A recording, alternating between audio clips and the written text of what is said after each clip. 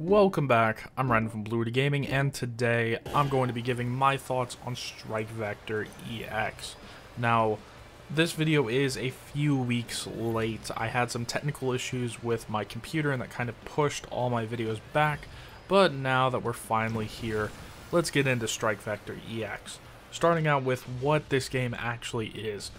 This is a aerial dogfighting game set in space that mixes it up by adding in a stationary or hover mode to your craft, which in this game is called a vector. Now, this game also occasionally touts itself as a 6 Degrees of Freedom game, and that's not exactly true, as every time you flip your vector upside down or some other angle, it automatically corrects itself to being right side up.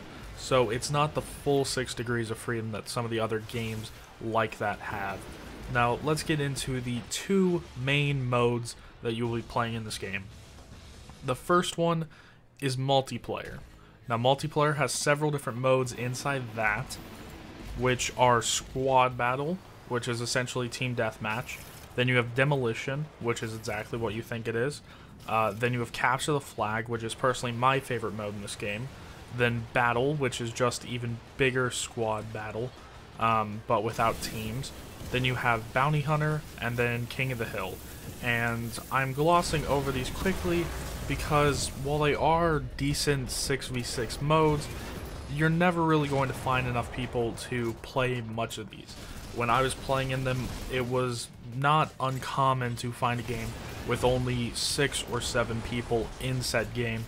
And after this stops being a free game on PlayStation Plus, I expect that that number is going to go down even more, so I wouldn't buy this game for the multiplayer mode. And that leaves us with the campaign, of which there is 15 missions and 5 extra arenas.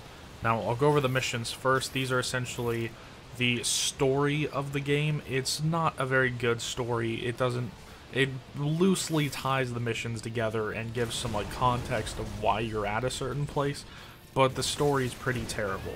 Essentially what you do in each of these missions is go into a place, destroy a number of vectors that it just happens to pick, then go to another place and destroy either something or more vectors, or escort someone. These are all just very basic missions.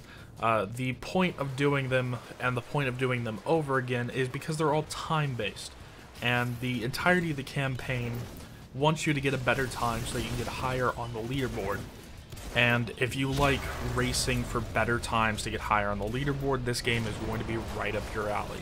For me, I didn't really like it that much for the regular main missions, so I didn't put too much time into that. I just played through the missions.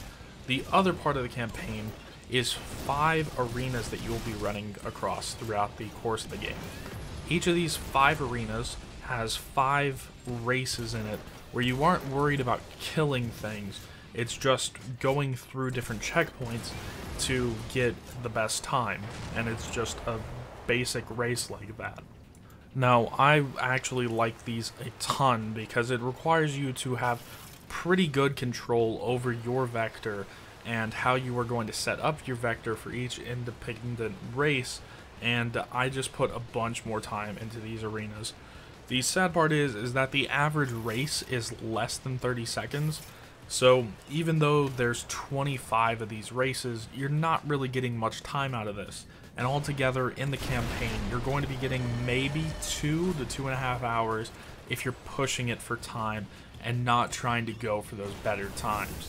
Now, if you are trying to go for those better times, then the sky's the limit on how long it could take you to get one of those better times.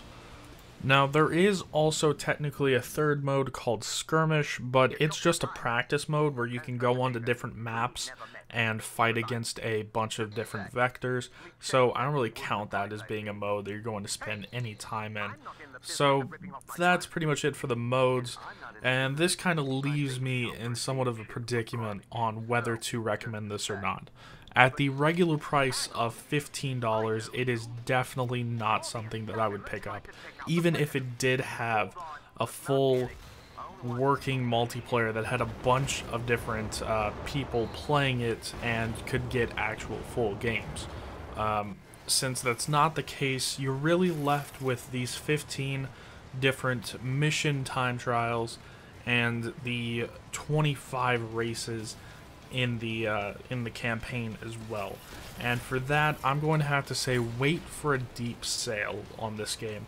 Definitely don't pick it up on full price. If you're really big into trying to get higher on the leaderboards and getting better times, then maybe just a slight sale is something that you might want to wait for. But for the average person, either skip this game completely or wait for a deep sale, or do what I did and pick it up when it comes out free on PlayStation Plus. I know that it's probably going to go onto Xbox One and the PC as free at some point, just because they like giving away games like this. So that's going to be it for my thoughts on Strike Vector EX. In the next video, it should be a my thoughts on video, but for Fortnite's new Battle Royale mode. That is it for this. Remember, I'm Riding from Blue to Gaming, and as always, I'll see you guys in the next one. Happy hunting then. Exactly.